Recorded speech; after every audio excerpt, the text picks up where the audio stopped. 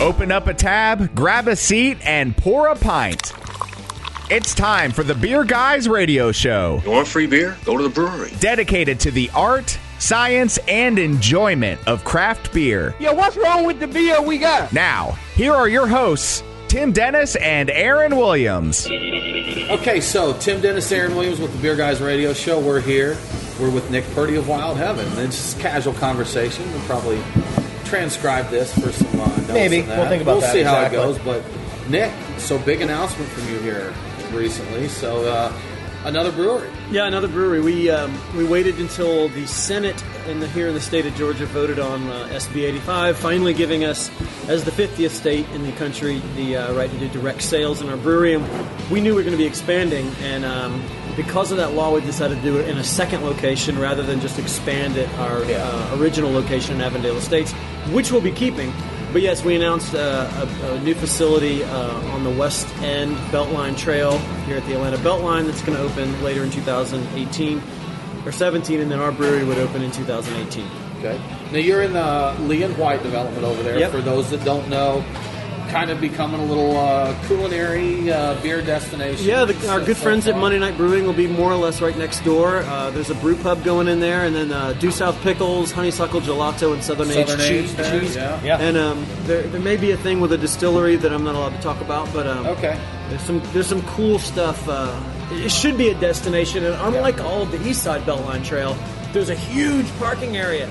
So there's it'll be like the front door to the West Side Trail. So we're thrilled. We're going to start with a 15-barrel brew house to make beers for that tap room, have a kitchen, make food, and then that brew house will also have the ability to put some distribution out into the market. So we may move one or two of our smaller run beers over there, but also lots and lots of new one-offs, a lot more variety for the market.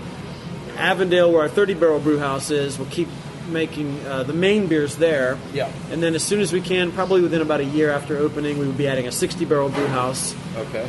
Move all the main production over to the West End, and then our original facility in Avondale Estates would become sours and barrels. Very nice. Talk about SB 85. So that's, I think probably anyone that hears this is going to know SB 85, like I said, mentioned direct sales. Yep. Also changed the rules a little bit for serving food, some clarification for brew pubs. One question we had online, read at ATL Beer, where we do our forum, was what's the distinction here? Where's the separating line with breweries, brew pubs, as far as food service and stuff? Yeah, so on the food side, we can do anything now at a production brewery. We can start a James Beard Award-winning restaurant, or we can sell you bags of pretzels that we buy from Costco. Okay. And anything in between. Breweries will make their decision on what they want to do, in large part on their space considerations, because all the installed breweries in Georgia, very few of them contemplated ever having a commercial kitchen. Mm-hmm. Some of them will have space to retrofit or add that on. Many will be limited in what they can do. Like our Avondale facility, we would have to be very creative there. I was going to say, you're pretty much full up as it is there. Yeah. We're going to come up with some ideas that are going to work. The difference between a brew pub and a production brewery in terms of what they can do with food has primarily to do with not food. A brew pub can sell wine and spirits, a brewery cannot. Okay. A brew pub can bring in outside beers, a brewery cannot. So our lineup will be 100% our beer.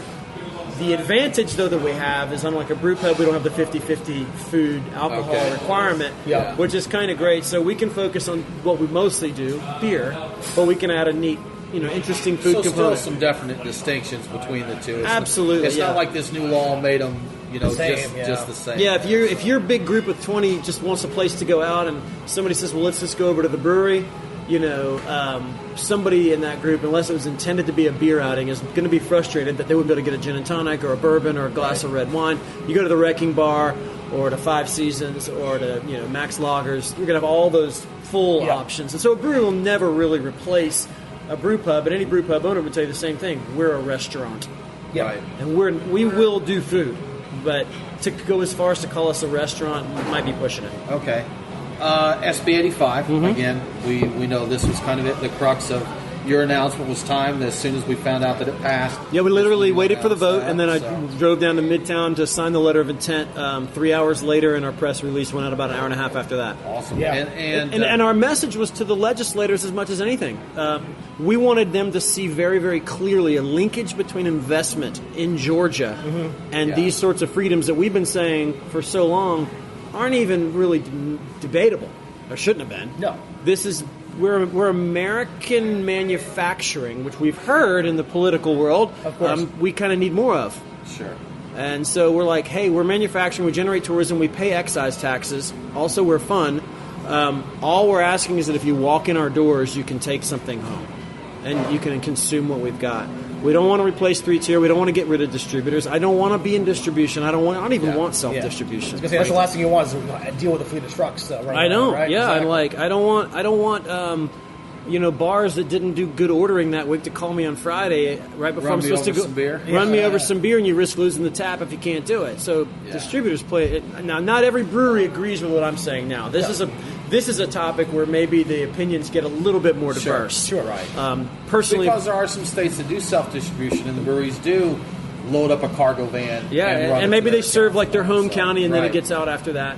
So there's a lot of issues that get raised there. But we're thrilled that the full legislature now understands our business. And 3 years ago, they didn't even really understand our business. And so now they understand that we are an asset to the state.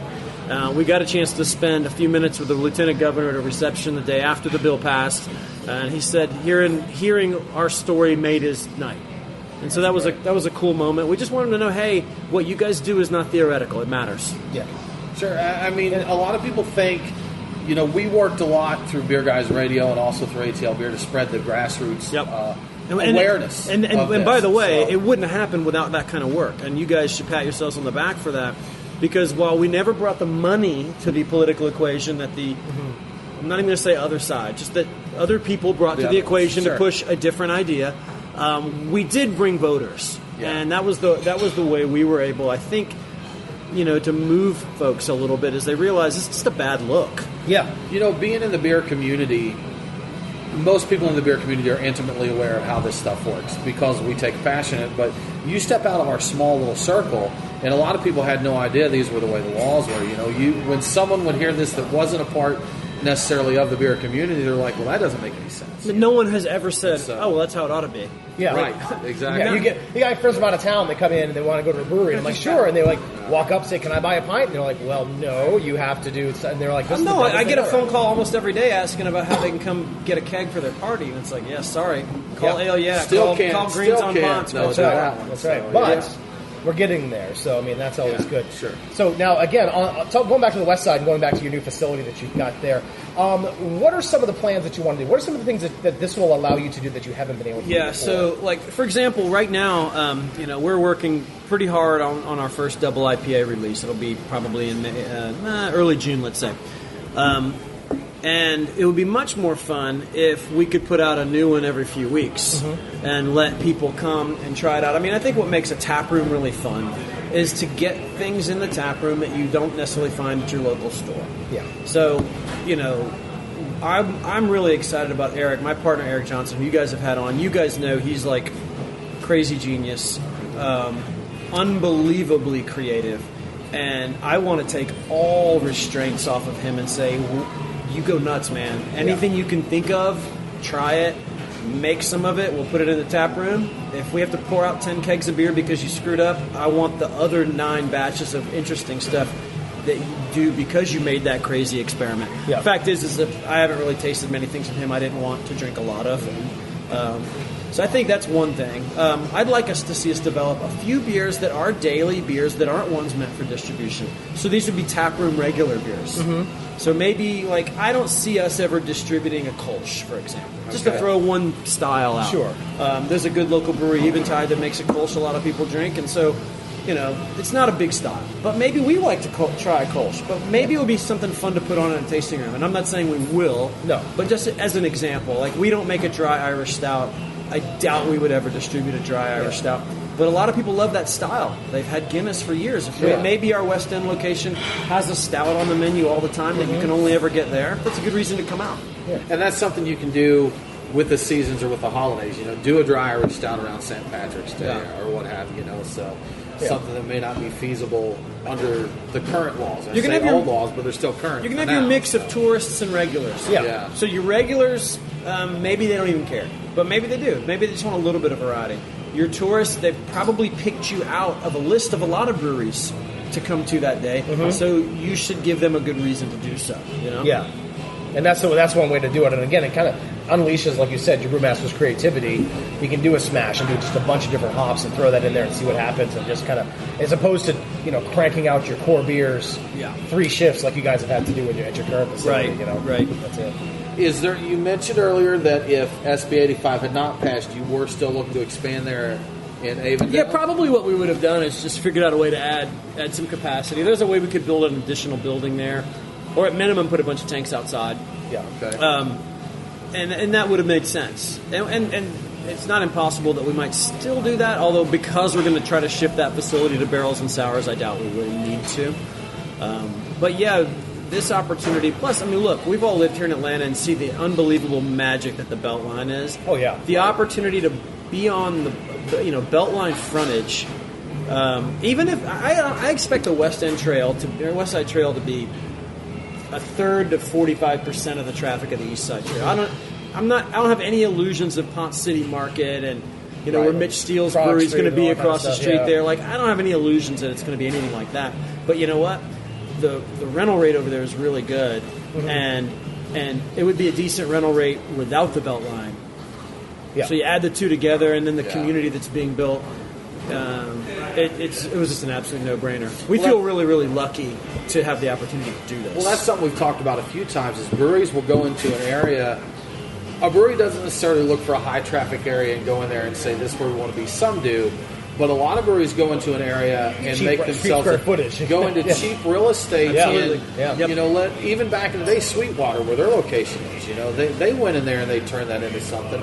And that's kind of commonplace. And frankly, where even to this day, that. That road is only known because they're on it. That's it's true. a weird back of the railroad track loop road that you would never.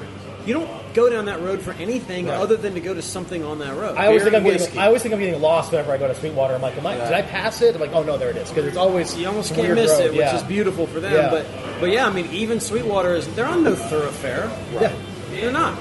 I remember the first time we went to what's the one in downtown Denver? Not Road. True or we were there. Downtown. Not is it not Rogue? That's Oregon. Great Divide. Great Divide. Yeah. Rogue and Great Divide. I can never separate in my head for some reason. But Great Divide is so rare.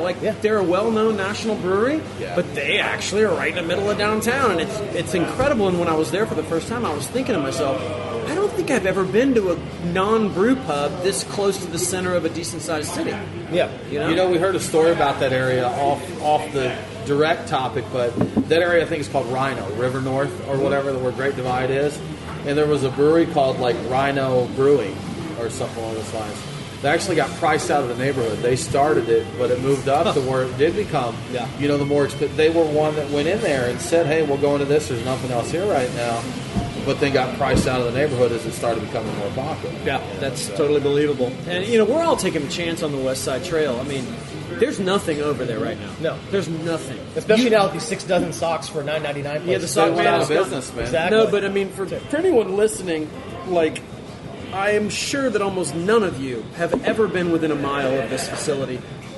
You might have been 2 miles from it when you were on the edge of downtown over where the new stadium is in the Dome. I have never been to that area until Monday night invited us to their facility. I never went over there. I've never been there. Yeah, and nobody has either. Yeah. And so while it all looks super logical now because you hear all this neat list of companies coming together, it's still risky. Sure. Yeah. It's bleeding edge. We're all betting together that our combination of interesting businesses on this extremely unique piece of property that we believe will literally have a switch flipped almost overnight, and there'll be just this group of people. I remember hearing that Joel Iverson from Monday night, when he went to his first neighborhood planning unit meeting over there to kind of start, you have to do a lot of process to get the neighborhoods behind you. He shared their vision. I think he got a standing ovation, which that's great to hear. Yeah. Like, we're going into a neighborhood where we're not from there, but we hope to add something great.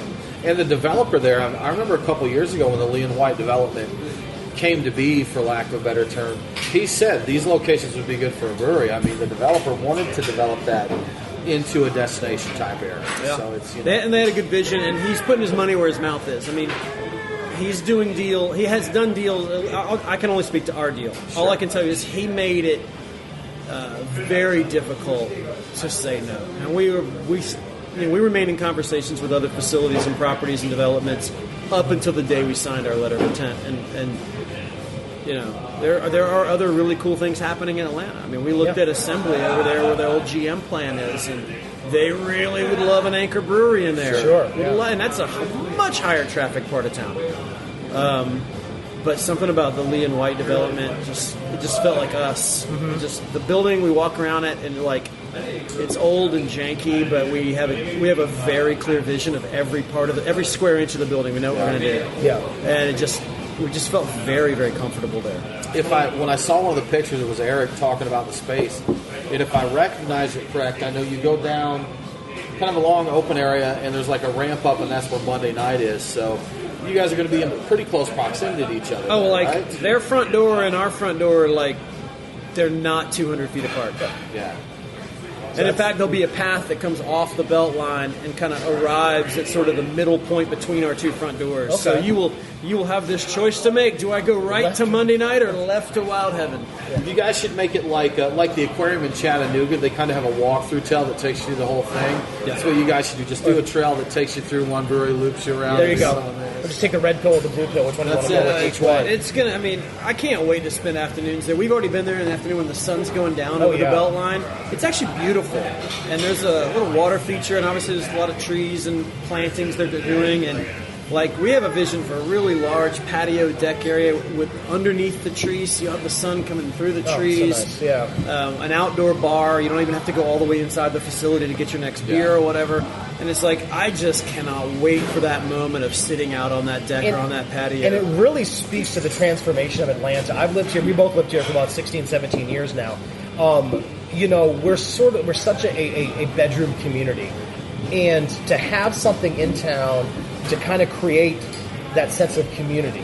It's the Beltline, but you've also got these little areas of communities where you can go. You can go after work and just kind of chill out for a little while. You don't have to get in your car and drive to, wherever to do that. It's just something where you can be part of that community. Yeah. And that's something I think Atlanta's lacked for a while. And on this one, and the Lee and White development is so cool because you can come at it two ways. Like I said, there's this huge parking lot. So if walking there isn't right for you, you can drive, park. Yeah. You're not going to be looking around for 20 minutes for a parking space.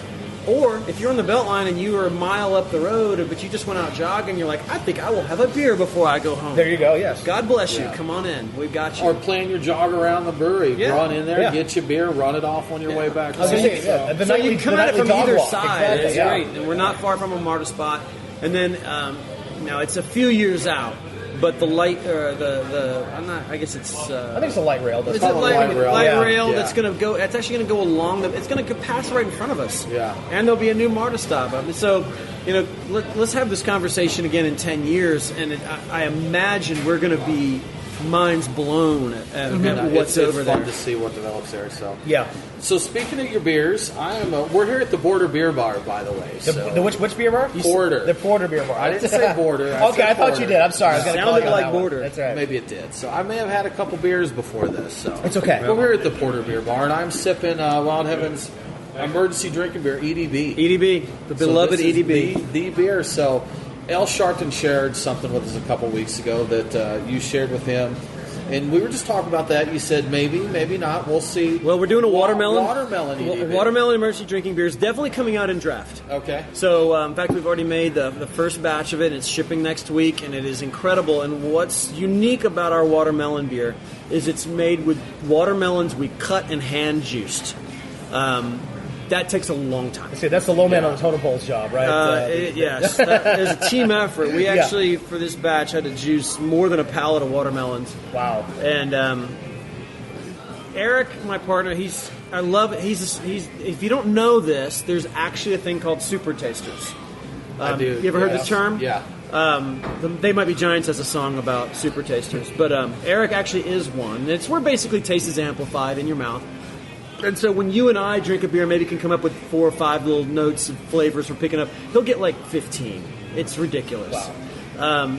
And he worked through every different way you can get watermelon flavor into a beer, from the extracts to the purees to all the different things, and none of them met the standard of what he was looking for. And frankly, none of us were happy enough with it. But we had done by hand, hand juicing watermelons before for a few kegs, just for the tap room. Really loved it. Had great reaction. Emergency drinking beer has a slight salt note to it. Yeah. So that plays very well with the idea of watermelon anyway, Sure. because people put salt on their watermelon. Of course, yeah. And it's basically a Pilsner. And so we're like, well, clearly we can't juice enough watermelons to put this into production. So we have to find some other workaround. And we decided that, nope, we're actually going to just have to have watermelon juicing days. Oof. And so we've had one, and the beer's just, it's so cool. It's so cool when you taste it. You just know it's real. It's not too sweet. And that's the problem. Most every extract out there, It's like a Jolly Rancher type of thing. Jolly Rancher right off, that's Yeah. the thing. And we just like, it's really cool. It's prominent enough that, you're like, you're drinking a watermelon beer. But there's no overwhelming sweetness to it, and it's just so cool. So on the canning side, yes, we were trying to can watermelon EDB. It's a very difficult process to keep that shelf stable. You basically have to pasteurize watermelon juice, and when you do that, it tastes like squash. Changes the flavor. Gotcha. So there are a potential couple of more or less chemical workarounds, and Eric is testing a couple of those to ensure that he could basically do something to the juice itself that would make it stable but not ruin the flavor. Gotcha. And because the juice is a small percentage of the whole beer, if you didn't do that to the whole batch of beer but only the juice, maybe the impact of that process wouldn't overly impact the beer. So he's working through some tests right now. And Science. Fingers crossed. Exactly, Fingers yes. crossed on that. But, we can only do it if we can do it. But we're going to try. I'm looking forward to trying that. Me too, absolutely. So, Nick, anything else you'd like to share with us? Well, people should keep an eye out for our series of barrel-aged fruited sours. It's about to hit the market in the next couple weeks. We did a little preview last fall with Emmy Lou, our golden sour. And so all of our barrel-aged fruited sours are kind of minimum of a year old, all aged in Bordeaux, soured in the barrel with Lecto and Brett. Each barrel gets one fruit added to it. So Eric takes each barrel and it's its own ingredient, so we're blending. So like Emmy Lou was kumquats, D'Anjou pears, cantaloupe, not starfruit, some other one. I forget. I was going to try It's and act 5 like I of knew what them. I was talking about, but the 3 that I knew off the top of my head were the 3 that you mentioned. Pears, already, cantaloupe. so. It's like 5 different golden fruits. Amazing beer. And then the next one after that, and a couple kegs of Joni have leaked out. That's the cherry. After that comes Mavis, which I'll be pouring the first version of this weekend at the Burley Beer Festival in Asheville. That one's more of the dark berries like cranberry, blueberry, blackberry, raspberry. And then behind that is Lucinda, which is the herbs and spices. So you can get a lot of mint, rosemary, thyme, that sort of thing. And then later this year is our collaboration with Cigar City, which is the most complex thing we have ever done. It is 3 different batches of beer with 3 different yeasts that go into 2 different kinds of barrels with different souring yeast there, and then 2 different fruits, scuppernongs and muscadines. And that beer, give us a That's minute. when we came down and talked with Eric and Wayne. That was the day they were. Oh, that's right. they You were came on doing that day. So that sure was. So when's it going to be ready? They're like, we have no idea. No When idea. it's ready, it's ready. No idea. So anyway, the barrel aging program now is really focused around the sours. We had done 3 beers called Funkin' Roush, Dionysus, and Height of Civilization for 2 years in a row. Not doing those this year because we're really focused on these fruited sours. Okay, all right. So No Dionysus? no Dionysus this year. Okay, all right. Nope. Might be able to get some Height of Civilization done, but that requires bringing in an entirely new batch of fresh, wet tequila barrels, Yeah. and I don't have any place to put them. Slight problem. Yes. Yeah. So there you go. Cool. We'll just need to get that new brewery built then. Yeah. That's right. You'll be all set to go. But in early April, people can look for Emmy Lou on the shelves. We actually have like 150 cases of 12 we're going to be able to ship. Okay. It's a bigger batch than we'll usually be making, but on that beer, people will actually be able to get their hands on it. Nice. Awesome. Nice. Excellent. Great. Thanks so much for joining us, man. We Thanks really for having us appreciate on. it. Cheers. Cheers. Clink, clink. Clink. There we go. There we go. Excellent. So. Thanks for listening to the Beer Guys Radio Show. We're on demand via iTunes, Google Play, Stitcher, or wherever you get your podcasts. Always online at beerguysradio.com. Aaron and Tim are back next week with more about the amazing world of craft beer. Cheers. The Beer Guys Radio Show on the Beer Guys Radio Network. beerguysradio.com.